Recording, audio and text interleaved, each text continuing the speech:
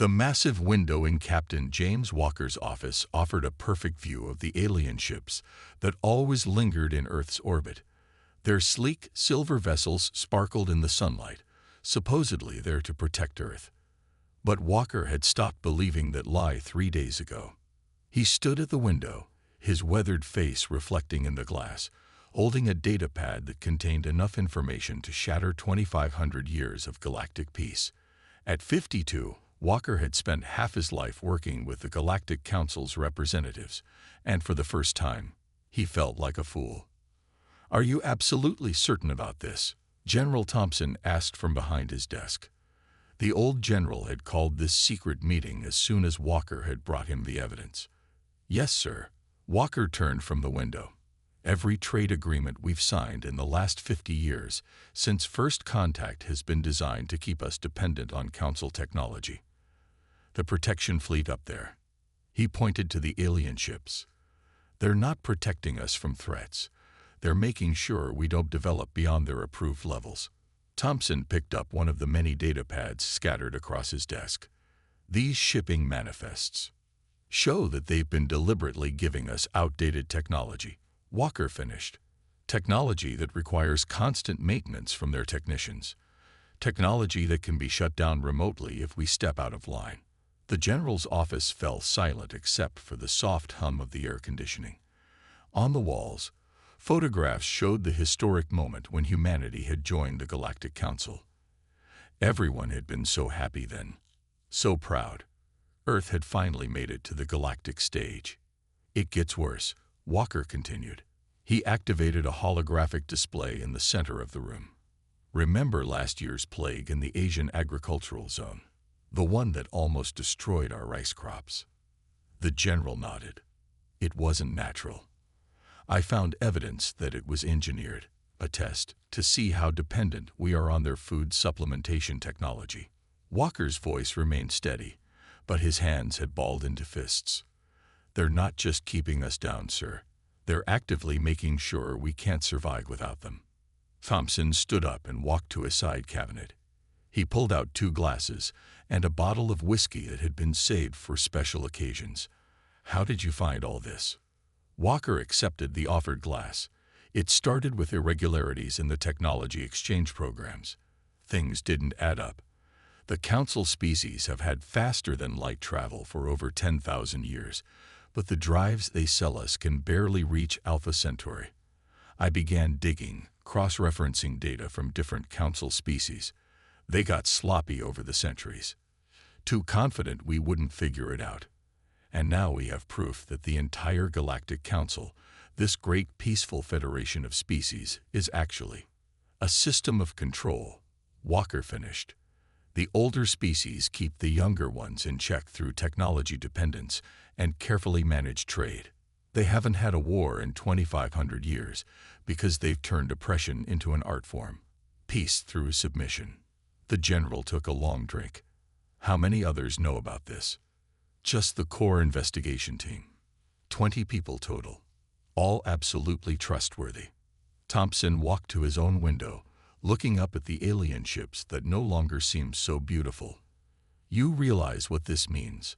Everything we've believed about the Council, about our place in the galaxy. It's all been a lie," Walker said quietly. "And here's the worst part. We're not the only ones. There are at least 30 other young species in the same position, all thinking they're being uplifted, guided, protected, all actually being kept as dependent client states." The general turned back to face Walker. "The Council representatives will be here tomorrow for the annual technology review. They'll expect their usual inspection of our research facilities." Walker nodded. "Yes, sir. And this time, they're especially interested in our quantum communications research. The project they don't know has already succeeded." A slow smile spread across Thompson's face. "They think they're coming to check on their pet humans and make sure we haven't developed anything unauthorized." Instead, Walker said, placing his empty glass on the desk, "they're going to find out that humanity doesn't accept chains, no matter how pretty they're made to look." Outside the window, the sun was setting behind the alien ships. Tomorrow, everything would change. The peace of 2,500 years was about to learn that some prices were too high to pay, even for paradise. The morning sun cast long shadows across the Global Research Center as 3 alien ships descended from orbit. Commander Rebecca Stone watched them land from the facility's control room, her hand resting near the emergency protocols panel.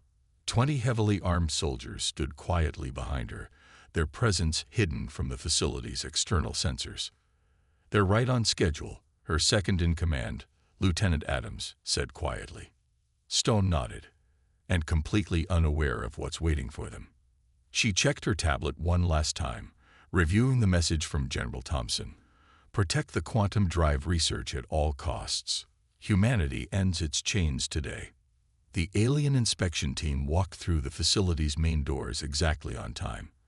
There were 5 of them, tall, elegant beings with silvery skin that seemed to shimmer as they moved. Their leader, Chief Inspector Vale, had visited Earth 20 times before. He looked as confident as always. "Commander Stone," Vale said, his universal translator making his voice sound almost musical, "we look forward to another productive inspection." Stone forced a smile. "Of course, Chief Inspector. Though I must inform you that several research sections are undergoing maintenance today. We'll have to skip those." Vale's large eyes narrowed slightly. "That won't be necessary. Our sensors indicate your quantum research division is fully operational. That will be our first stop." "I'm afraid that won't be possible," Stone said firmly. "That section is strictly off-limits today." The alien's pleasant demeanor vanished. "Commander, need I remind you that under Council Article 7249, we have full authority to inspect any technological development on Earth. Your species agreed to these terms 50 years ago." Stone stepped forward. "And need I remind you, Chief Inspector, that we now know exactly why you want to inspect our quantum research." She watched satisfaction turn to shock on the alien's face. "We know about the suppression protocols. We know about the engineered plagues. We know everything." Vale's skin shifted from silver to a pale blue, a sign of distress in his species. "These are serious accusations, Commander. If you have concerns, they can be addressed through proper council channels. The same channels that have kept humanity bound for 50 years. Stone's voice was steel. "I don't think so." The alien inspector straightened to his full height, nearly 7 feet tall. "Then you leave us no choice. Under Emergency Protocol 12, we are assuming direct control of this facility." He touched a device on his wrist. "Security teams are already on their way from our ships." "No," Stone said simply. "They're not." She pressed her hand against the emergency panel. Immediately, a shimmering energy field sprang up around the facility. "Your ships are now locked out, and Earth's defense fleet is moving into position as we speak." Vale stepped back, genuine fear showing on his alien features. "You've developed shield technology. That's impossible. Our monitors would have." "Your monitors showed you exactly what we wanted them to show," Stone said. "For the past 5 years, while you thought you were watching us struggle with basic spaceflight, we were preparing. Humanity is very good at keeping secrets when we need to." The alien inspector's hand moved toward another device on his belt. In an instant, 20 armed soldiers appeared from hidden doors, weapons aimed. "I wouldn't," Stone advised coldly. "Those weapons you're carrying, we've known about them for years. Our shields are specifically designed to contain their energy blasts." Vale's skin had turned almost white. "You don't understand what you're doing. The Council has maintained peace for 2,500 years, Stone finished. "Through lies, suppression, and hidden violence. That peace ends today." She nodded to her soldiers. "Escort our guests to the holding cells. The nice ones. We're not barbarians, after all." As the aliens were led away, Lieutenant Adams approached. "Ma'am, we're getting reports. The Council ships in orbit are powering up weapons." Stone smiled. "Right on schedule." She opened a secure channel to Earth's hidden defense fleet. "All ships, execute Operation Breakout.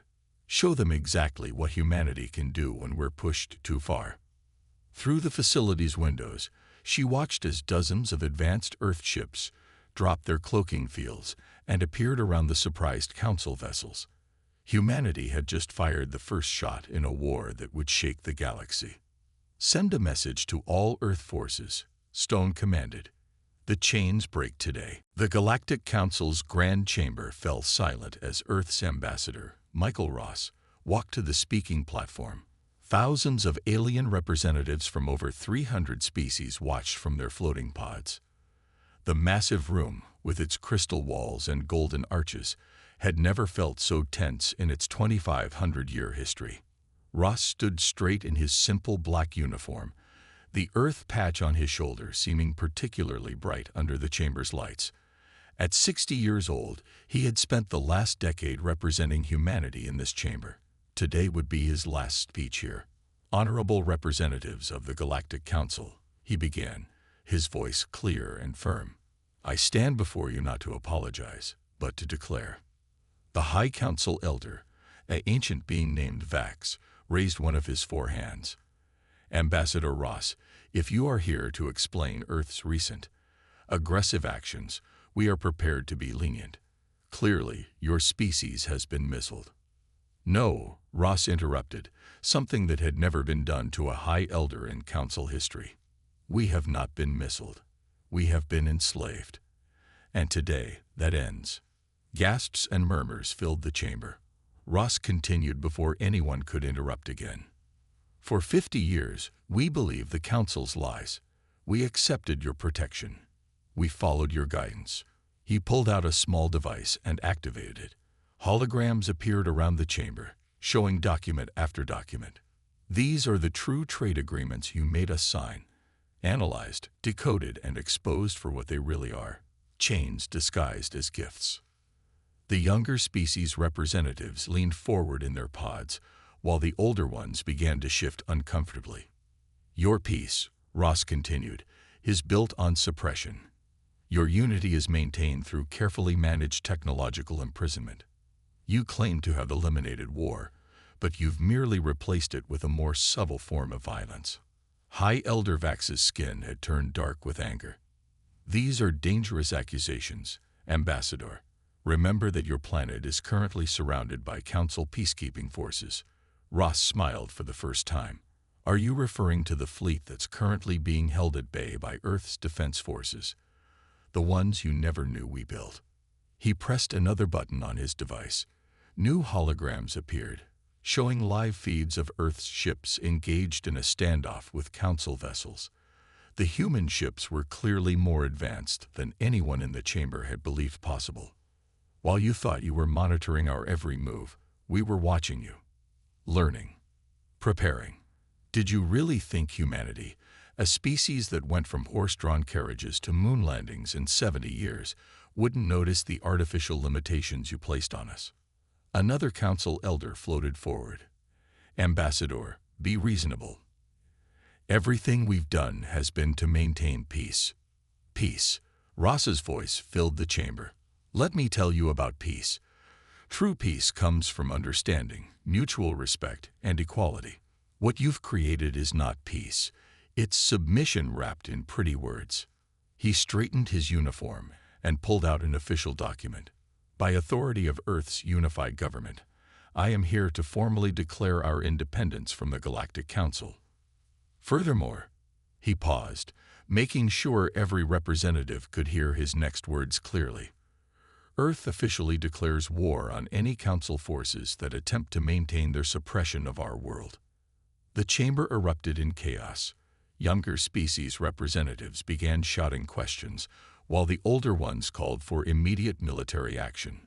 Through it all, Ross stood calmly at the platform. "To the younger species here today," he said, his voice cutting through the noise, "look at your own trade agreements. Look at your own protective fleets. Ask yourselves why your technological progress always seems to stop at exactly the point the Council suggests. You'll find the same chains we did." He turned to leave, then stopped and faced the chamber one final time. "For 2,500 years, you've maintained peace through control.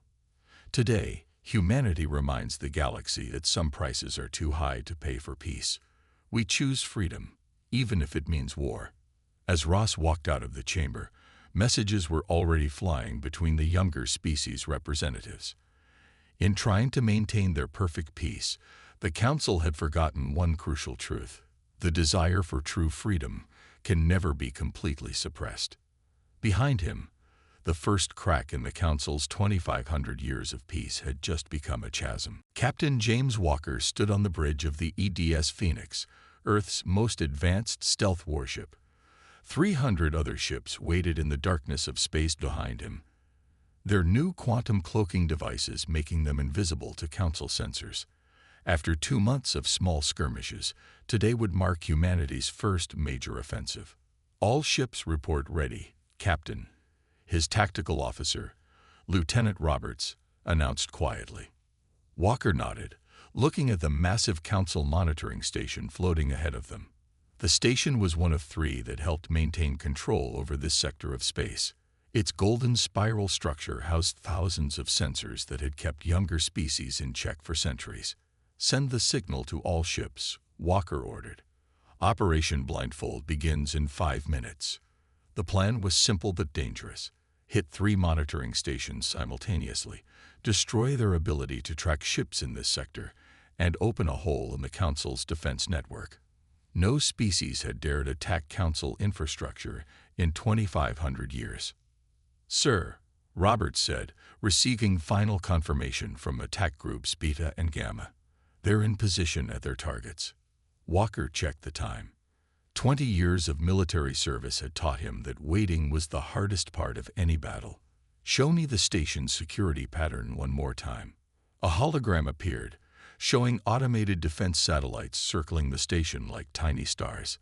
The Council, comfortable in their centuries of peace, had grown lazy. Their defenses were predictable, following the same patterns every hour. 4 minutes, the ship's AI announced. Walker opened a channel to the fleet. "Remember your training. The Council thinks humanity is primitive because we still train for war. Today, we show them that experience beats complacency." 3 minutes. The bridge crew worked silently at their stations. Every person there knew that history was about to change. 2 minutes. Walker thought about the Council's response when they realized what was happening. 3 simultaneous attacks would shatter their illusion of invulnerability. 1 minute. "All weapons charge," Roberts reported. "Quantum torpedoes locked on primary targets." 30 seconds. Walker took a deep breath. "Disengage cloaking devices on my mark." He waited until the defense satellites were at their furthest point in their pattern. Mark. 300 Earth ships appeared out of nowhere around the station. Before the Council's automated systems could even register the threat, the first quantum torpedoes were launched. "Direct hits on the outer defense ring," Roberts called out. "Satellites are down." The station's emergency lights flashed to life. But it was too late. Earth ships swarmed around it like angry bees, their weapons targeting communication arrays and sensor nodes with surgical precision. "Sir, they're trying to send a distress signal," the communications officer reported. "Let them," Walker replied. "By the time help arrives, we'll be done here." The station's own weapons finally came online, firing energy beams that would have been devastating to the ships Council thought Earth possessed. Instead, the beams splashed harmlessly against advanced shields that humanity had developed in secret.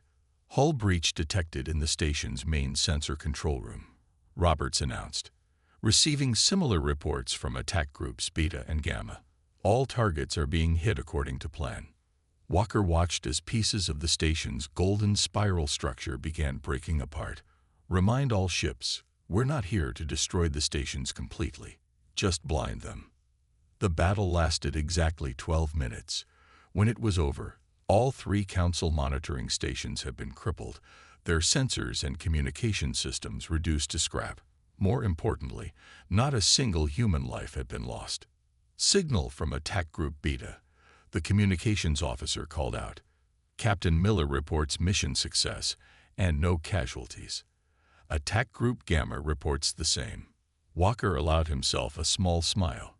Send to all ships. Mission accomplished. Activate cloaking devices and return to rally points. As the fleet disappeared back into the darkness of space, Walker looked at the damaged station one last time.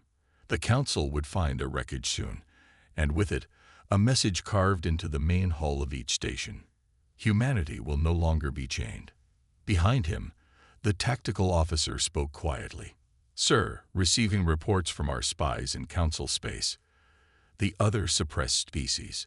They're starting to ask questions. Some are even beginning to test their own restrictions. Walker nodded. The spark of rebellion had been lit. Send one final message to Earth Command. The chains are breaking. Not just for us, but for everyone.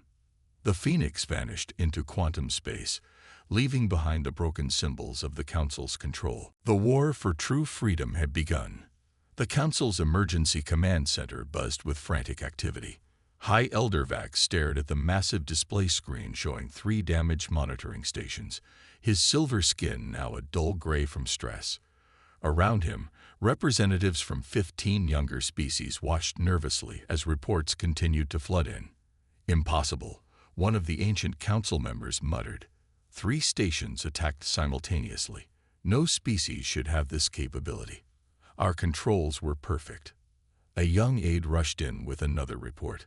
High Elder, we're detecting unusual activities in multiple sectors. The Centauri Alliance is testing their trade restrictions. The Proxima Federation has refused their scheduled technology inspection. The Arcturus Union is. The aide's voice trembled. They're beginning to build unauthorized ships. Vax slammed his 4 hands on the control panel. How? How did we lose control so quickly? The answer came from an unexpected source. Commander Rebecca Stone's face suddenly appeared on all screens in the command center. The humans had hacked their supposedly unhackable communication system. You lost control, Stone said calmly, because you forgot the most important lesson of history. Oppression breeds revolution. Vax's skin turned almost black with rage. This is a violation of Council communication protocols. How dare you? How dare we? Stone interrupted. How dare you keep thousands of species in technological chains for millennia? Your perfect peace was built on suffering and suppression. The younger species representatives moved closer to the screens, their interest obvious. Stone continued, now addressing them directly. Look at your own worlds. Count how many Council protection ships orbit your planets.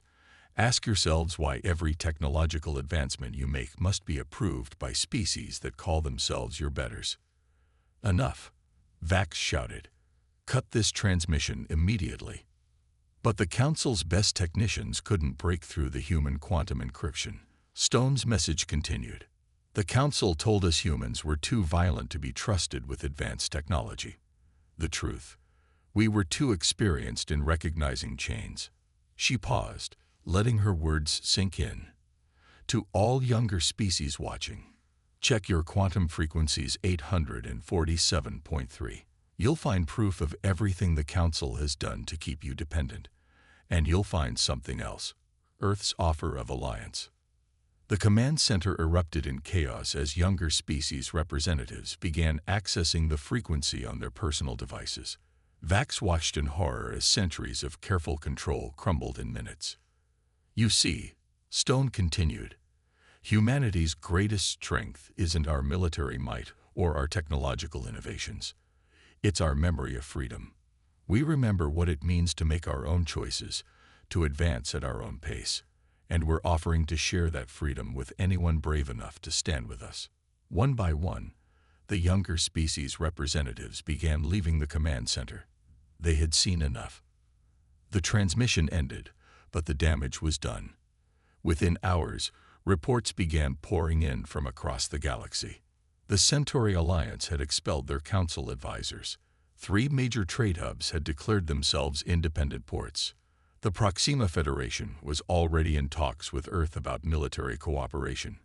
In a secure bunker beneath Earth's Pacific Ocean, Stone watched the reports come in with satisfaction. Captain Walker stood beside her, reviewing the latest intelligence. 6 more species have requested our quantum drive specifications, he reported, and our spies confirm that the Council's military response is in complete disarray. They haven't fought a real war in so long, they'd forgotten how. Stone nodded.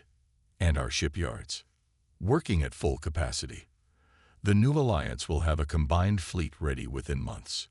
Walker paused. The Council never imagined their carefully separated client species would unite. That was their mistake, Stone said, watching as another report of rebellion came in. They thought keeping us isolated would keep us weak. Instead, they gave us all something in common, chains to break. A junior officer rushed in. Commander, the Arcturus Union is reporting their first successful quantum drive test. They're asking for tactical advisors. Stone smiled. Send them everything they need. And inform all our new allies.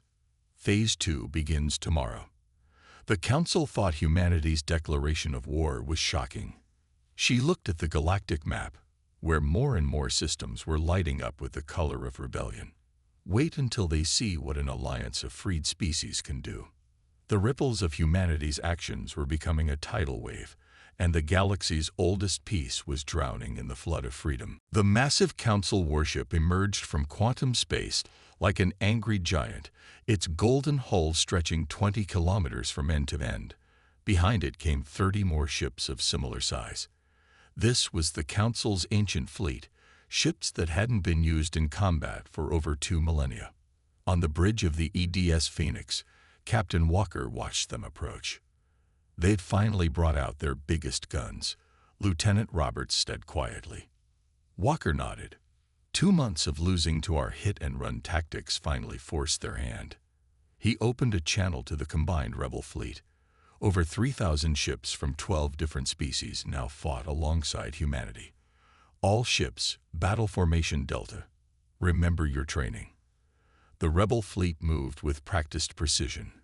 Earth ships took the front lines, their advanced shields ready. Behind them, the faster Centauri vessels prepared for attack runs. The heavily armed Arcturus ships formed the final line of defense. The Council fleet's commander, High Admiral Vax himself, appeared on the main screen. His once silver skin had permanently dulled to gray from months of stress. "This is your final warning," Vax announced. "These ships were built during the last Great War. Their power is beyond your comprehension. Surrender now, and perhaps some of your species will be allowed limited autonomy." Walker stood from his captain's chair. "Before you make threats, Admiral, you should know that we found your fleet's technical specifications in the data we stole. Those ships are impressive museums, nothing more." Vax's skin darkened. "You dare." "We dare because we've seen the truth," Walker interrupted. "Your ships haven't fired their weapons in 2,500 years. Your crews haven't trained for real combat in generations. You're not warriors anymore, Admiral. You're bureaucrats playing with ancient toys you barely understand." "Enough," Vax roared. All ships, open fire. The ancient fleet's weapons blazed to life, filling space with energy beams that could supposedly crack planets. The rebel fleet didn't move. When the light faded, every rebel ship remained intact. "Impossible." Vax's voice shook. "Our weapons are running on programming that's older than most civilizations," Walker finished. "Programming we decoded months ago. Lieutenant Roberts, show them what real weapons look like." The rebel fleet's response was devastating. Modern quantum torpedoes slipped through shields designed to stop ancient energy weapons. Precision beam weapons carved through hull plates that hadn't been upgraded in millennia. "Sir," Roberts reported, "the Centauri ships are in position behind our fleet. Arcturus heavy weapons are charged." Walker opened a channel to all ships, including the Council fleet. "Admiral Vax, look around you. Really look. Your perfect peace, your control through suppression, it's over. But it doesn't have to end in destruction." On the screen, Vax watched as 3 of his mighty ancient ships fell to modern weapons. "What are you proposing?" "Surrender," Walker said simply. "Not to us, to reality. Your time of absolute control is over, but you can help build something better. Real peace, based on equality and mutual respect. Another ancient warship exploded. The Council fleet's formation was breaking apart. The choice is yours, Walker continued. Keep fighting for a system that's already dead, or help create something new, something true. For a long moment, there was silence. Then, one by one, the ancient fleet's weapons powered down. This isn't surrender, Vax said quietly. This is adaptation. Walker allowed himself a small smile. Sometimes those are the same thing. He turned to his crew. Signal all ships to cease fire and send word to Earth. The Council's military backbone is broken. As the rebel fleet moved to secure the ancient warships, Walker received a private message from Commander Stone back on Earth. Captain, she said, her face tired but satisfied. We're receiving messages from 30 more species requesting to join our alliance. The Council's oldest members are calling for emergency reforms. The younger species are demanding equal representation. Walker looked out at the disabled ancient fleet, those mighty vessels that had kept the galaxy in line through fear for so long. Send them all the same message, Commander. The time of forced peace is over. Now the real work begins. And what work is that? Stone asked. Building a peace worth keeping, Walker replied. One that doesn't need chains to maintain it. Behind him, crews from a dozen different species began boarding the ancient warships, working together to secure humanity's greatest victory, not just freedom for Earth, but a chance at true peace for an entire galaxy. 6 months after the surrender of the ancient fleet, the Galactic Council chamber looked very different. Gone were the floating pods that had kept species separated by rank and age. Instead, representatives from all species sat together in a newly designed circular chamber, symbolizing their equality. Ambassador Michael Ross stood at the center, no longer just Earth's representative, but the elected leader of the new Galactic Alliance. Beside him stood Commander Stone and Captain Walker, heroes of what historians now call the Freedom War. 1 year ago, Ross began, addressing the assembled representatives. Humanity shattered 2,500 years of false peace. Today, we build something stronger in its place. The chamber was packed with delegates from over 300 species. Former council races sat next to those they had once suppressed, their old divisions forgotten in the wake of shared purpose. The final numbers are in, Ross continued. The old council's suppression protocols have been removed from 47 worlds. 92 species have achieved quantum drive independence, and most importantly, 163 worlds have joined the new Galactic Alliance as equal partners. High Elder Vax, now serving as a regular representative of his species, stood to speak. His once silver skin had regained some of its luster. We were wrong, he said simply. For millennia, we thought peace could only exist through control. Humanity taught us that real peace comes from freedom and mutual respect. Commander Stone stepped forward. The transition hasn't been easy. Change never is. But look at what we've achieved in just 6 months. She activated a holographic display showing achievements that would have been impossible under the old system. 5 previously suppressed species had developed revolutionary medical technologies. The Centauri Alliance had solved their world's energy crisis with previously forbidden technology. The Arcturus Union had created an enhanced quantum drive that made space travel twice as fast. This, Stone said, gesturing to the display, is what happens when you free people to reach their full potential. Captain Walker took his turn to speak. Some feared that giving everyone access to advanced technology would lead to chaos and war. Instead, we've seen something remarkable. Cooperation. Species that were once kept apart are now working together, sharing discoveries, solving problems that have plagued our galaxy for centuries. A young representative from the Arcturus Union stood up. And what about the defense fleet? The old council used their ships to control us. How do we prevent the same from happening again? Walker smiled. The combined defense force is different in one crucial way. It answers to all members equally, No species can command it alone. Its sole purpose is to protect our worlds from external threats, not to control member worlds. Ross raised his hand for attention, which brings us to today's final vote. The last remnants of the old Council's control systems are still in orbit around 12 worlds. These automated suppression platforms have been dormant since the war, but they stand as a reminder of the past. The motion before us is simple. Do we destroy these platforms or preserve them as monuments? The vote was nearly unanimous. Within hours, ships from 20 different species worked together to dismantle the platforms. Their materials would be recycled to build new research stations. Later that evening, Ross, Stone, and Walker stood in the observation deck of the Alliance's new headquarters, watching ships from dozens of species move peacefully through space. "Hard to believe it's only been a year," Stone said, looking at a group of young aliens excitedly discussing engineering concepts with human scientists. Walker nodded. The old Council was right about one thing. Maintaining peace is harder than making war. But they were wrong about how to do it. The irony, Ross added, is that by trying to prevent war through control, they almost guaranteed one would eventually happen. Real peace had to be built on freedom. A message flashed on their screens. Another breakthrough. The combined efforts of 6 species had just developed a way to terraform dead worlds in months instead of centuries. That's the 157th major breakthrough since we removed the suppression protocols, Stone noted. Turns out freedom is pretty good for progress. And for peace, Walker added, watching ships from formerly hostile species working together on the platform construction. Real peace. Ross smiled as another group of ships, Quantum, jumped into view. A new species arriving to apply for Alliance membership. "The galaxy's about to get a lot more interesting," he said. "Good," Stone replied. "After 2,500 years of forced peace, interesting is exactly what we need."